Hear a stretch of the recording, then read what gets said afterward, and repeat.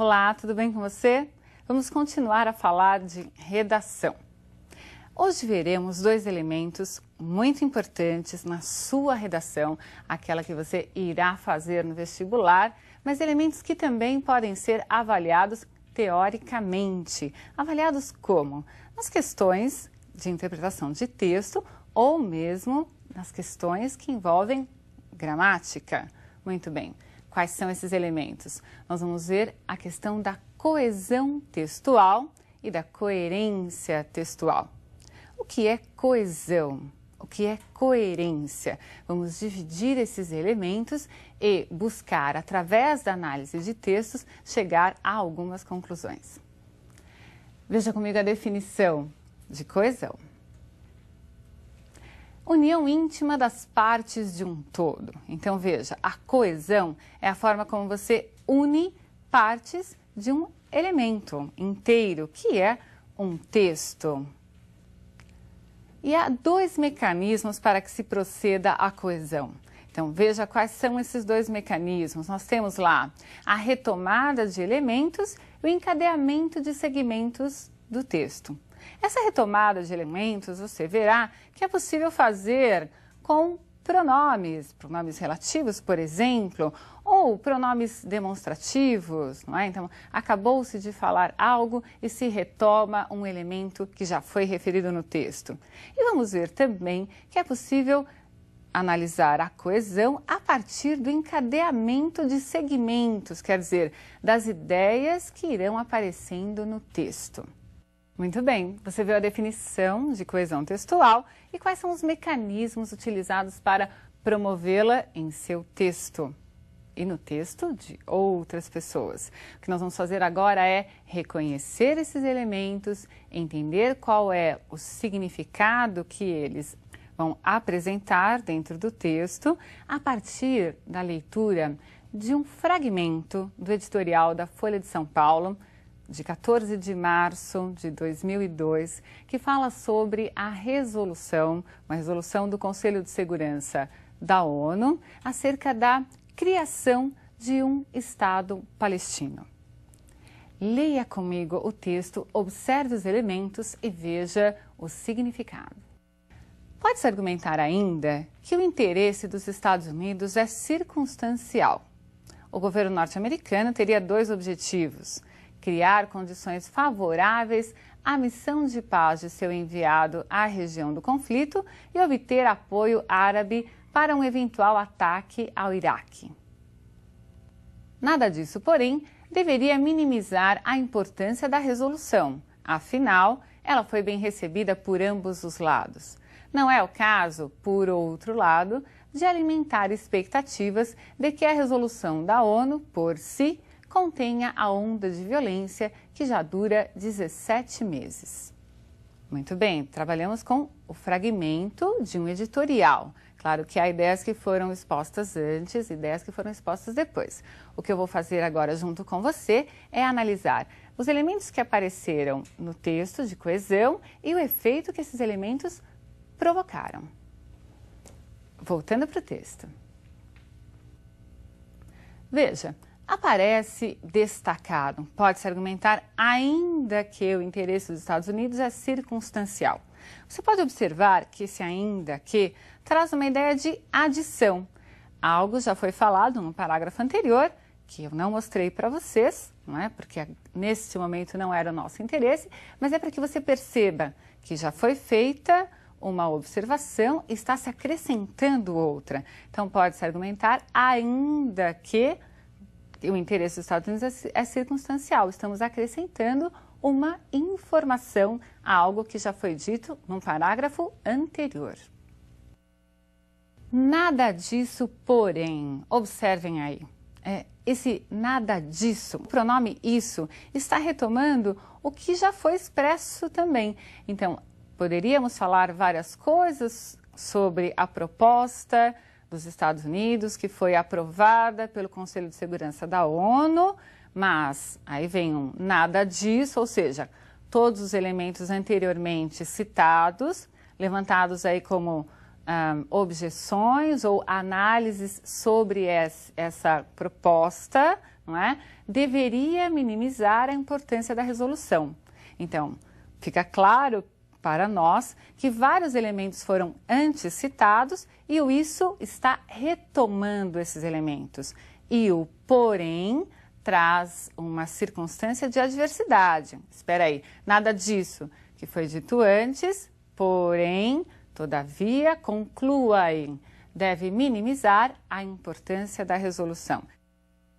Depois há outro elemento, afinal, ela foi bem recebida por ambos os lados. Esse afinal também surge como uma conclusão. Esperem, não vamos diminuir a importância da resolução. Por quê? Afinal, ela foi recebida por ambos os lados. É uma forma de dizer, valorizemos a resolução porque ela foi recebida por ambos os lados. E logo depois há outro elemento destacado para nós analisarmos. Não é o caso. Por outro lado, então veja, está se dizendo a resolução é importante, mas por outro lado, veja outro aspecto. Então, quem escreveu o texto está preocupado em fazer uma análise ampla e dizer, observe isso e veja também este outro lado da questão. Então, não é o caso, por outro lado, de alimentar expectativas de que a resolução da ONU por si contenha a onda de violência que já dura 17 meses.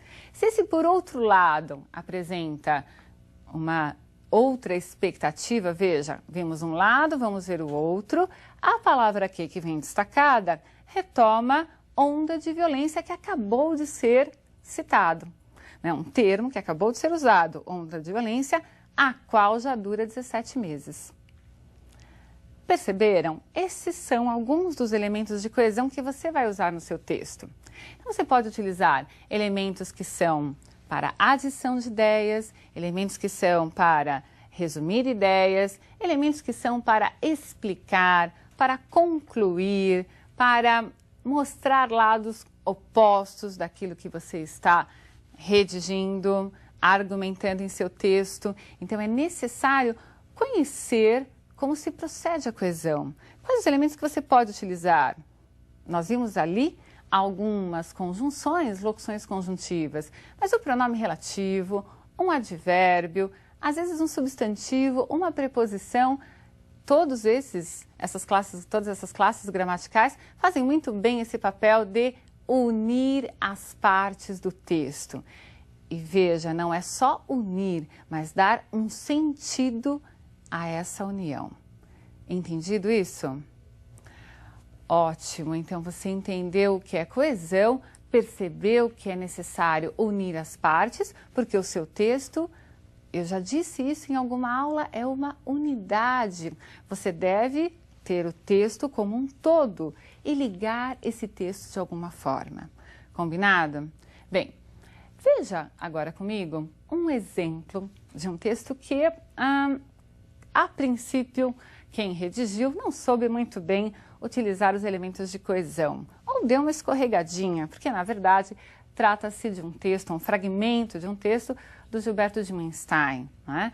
Então, é claro que ele conhece muito bem a linguagem, mas por vezes nós escorregamos no uso de elementos e criamos um efeito não desejado.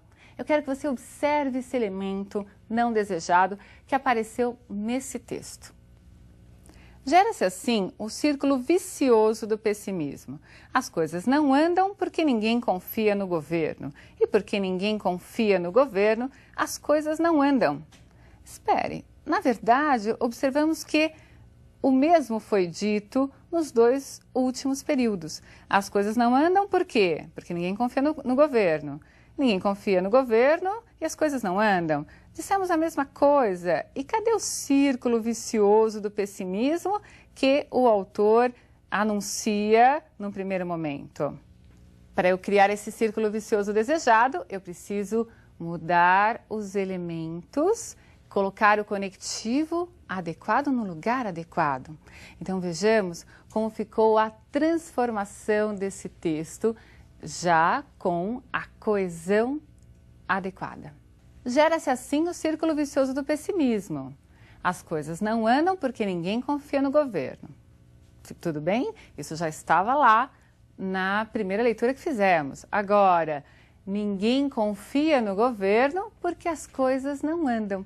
Então, deslocado o porquê para a posição correta, nós criamos esse círculo vicioso. Então, as coisas não andam porque ninguém confia. E ninguém confia porque as coisas não andam. Agora sim criamos o círculo vicioso e você aprendeu como o elemento de coesão pode trazer um efeito não desejado se não for devidamente aplicado no seu texto. Entendido? Muito bem. O que nós vamos fazer agora é trabalhar um pouquinho com a questão da coerência. Nós vamos ler um texto. Eu quero que você observe que houve uma troca nesse texto que tornou o conteúdo incoerente. Você é capaz de perceber, claro, quando há uma incoerência? Eu quero que você veja no texto de alguém agora. Eu modifiquei propositadamente. E depois eu quero que você seja crítico, leia os seus textos e observe também se está sendo coerente. Apesar dos benefícios, nem sempre os derivados de soja são a opção mais saudável. Na hora de fazer frituras, vale a pena trocar o óleo de soja pelo azeite de oliva. A manteiga leva vantagem sobre o azeite de oliva. Esse derivado do leite é rico em gordura saturada, que tem um efeito perverso no sistema circulatório.